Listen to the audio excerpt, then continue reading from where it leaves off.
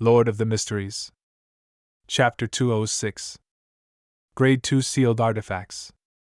In the corridor within the deep and serene basement, the nearly 4-meter-tall bone messenger disappeared before Klein's eyes after taking the letter. When all that was left of the surroundings were the classic gas lamps embedded in the walls, he put away Isaac's copper whistle and walked towards Cheney's gate. As he was writing the letter, he had already decided on which sealed artifact to pick. Firstly, it would be almost impossible for the Grade 3 sealed artifacts to have any effect on the baby in Migos' stomach. Unless it was an item like the mutated sun's sacred emblem which had hidden powers. But, at that very moment, in such a situation, Klein wasn't in the mood to explore or research a secret that might or might not exist. Plus, most sealed artifacts would carry a certain level of danger for the user. So, Klein eliminated the Grade 3 sealed artifacts that would weaken the user without affecting the enemy. Secondly, the Tinjin Nighthawks didn't have any Grade 1 sealed artifacts, and only 3 Grade 2 artifacts. That was originally a secret that Klein wasn't allowed to know, but due to the urgency of the situation, Dunn made use of an emergency clause and told him the general's situation. Dunn Smith couldn't hold any other sealed artifacts at the same time while holding St. Selena's ashes. And behind the Tinjin City's Cheney's gate, there were 3 Grade 2 sealed artifacts, 2-030, 2-078, and 2-105. The name of 2030 was Inexhaustible Poison. It originated from a Beyonder with an unknown sequence name who suddenly went mad and cut his wrist to commit suicide. He let his blood flow into an ordinary silver cup. But when his blood ran dry, the silver cup wasn't filled, and the liquid in the cup became crystal clear and alluring. It was a temptation that even a Sequence 5 Beyonder had failed to resist. After he drank the liquid, he died of poisoning on the spot. After the person died, the poison seeped out through his pores and pulled together again. Its volume was the same as before he drank it. Not one bit less. Dunn said that the researchers in the Holy Cathedral suspected that the poison could kill a high-sequence Beyonder. However, the question lay within the fact that it was almost impossible for a high-sequence Beyonder to be tempted to drink it. Furthermore, the traits of 2-030 were obvious, so no one would consume it by accident. If one wanted to poison them, they had to first capture them, seize control of them, and then force it down their throat. But then, why go through the trouble? 2-030 would constantly tempt the living things around it to drink it. The user had to be fully focused on resisting its power. Any slight negligence would make one drink the poison as though it was only natural to do so.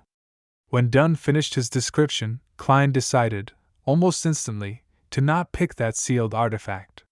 The name of 2-078 was Door of Death.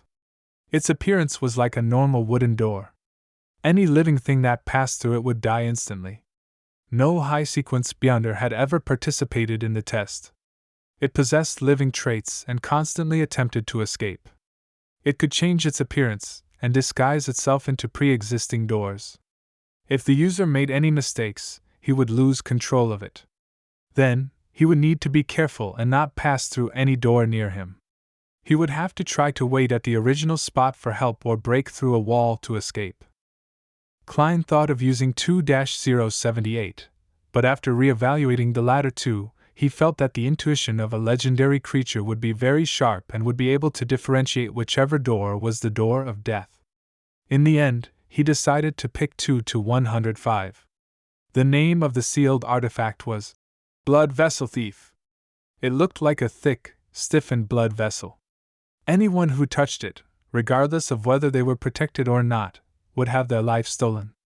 In the beginning, it wouldn't be obvious. But if one didn't break contact with it, the effects would be visible half an hour later. Dunn said that a Sequence 5 heretic held onto it for 2 hours. He turned from a brawny man in his 30s into a hunched old man who had loose skin, thin white hair, and missing teeth. The most important trait of 2-105 was that the person wearing it would have the chance to steal an ability from a target within a specific range. Even high-sequence Beyonders could be robbed of their abilities, but the probability was smaller. Within a 10-minute time period, the person who was robbed would lose the corresponding ability, while the person who wore the item would be able to use the ability skillfully. 10 minutes later, the ability would vanish, and the person who was robbed would need to wait a couple of days to recover. Regardless of whether it works or not, it will at least raise the probability of success from 5% to 10%. I'm the king of yellow and black who wields good luck, after all.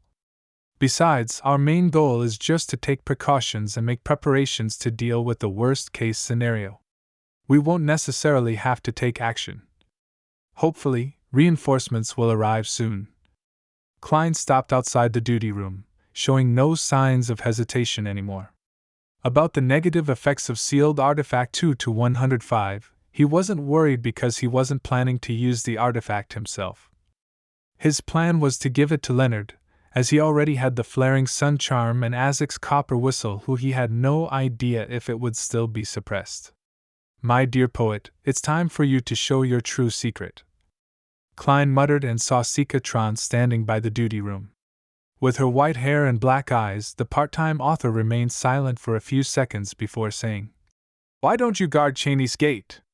I'm stronger and more experienced than you. But you don't have flaring sun charms." Klein replied with a smile. "Madam, I'm already a Sequence 8. It wouldn't be safe here either. There are many sealed artifacts that possess living traits that are itching to take action. Well, if we fail, the people here will definitely not survive. Heh, our goal upstairs is to buy time and wait for reinforcements. It might be safer than being around Cheney's gate." Sikatron puckered her lips slowly and drew a crimson moon on her chest. "May the goddess bless all of you." As Dunn didn't have the time to write the document in time, Klein couldn't enter Cheney's gate directly. All he did was watch Sikatron push open a tiny crack and enter. After a few minutes, she appeared by the door, and she was holding a thick, blood-tainted, pale blood vessel in her left hand. Klein extended his hand to take it, and he immediately felt a faint current surging in his body. In the reception hall of the Blackthorn Security Company, Leonard had already shaken off his stiff state from earlier, and his expression didn't look abnormal as he talked about the recently discovered house that Lenevis rented before. "Is that so? He never told me about it before." Megos replied normally, creasing her eyebrows slightly. Then she grabbed her blonde hair, pulled out a handful, and casually threw it into the trash can by the side. Leonard was dumbfounded. He gulped with difficulty, and his palms were full of cold sweat once again. Klein walked up the stairs to the second floor with the blood vessel thief in his left hand. He looked at the door that led to the Nighthawk's break room, where Dunn Smith stood silently in his black trench coat. His eyes were gray and deep, just like when they had first met. "Reintroducing myself, Nighthawk Dunn Smith." The voice of the past sounded in Klein's ears as the scene of Dunn by Kenley's corpse flashed in his head. There was blood all over his mouth. He suddenly fell silent and walked over. He lifted his left hand and said, "Captain, I picked sealed artifact 2-105. I plan on letting Leonard use it." Dunn nodded slightly. He didn't ask why but turned and pointed at his office as he spoke. "The Holy Cathedral sent a telegram.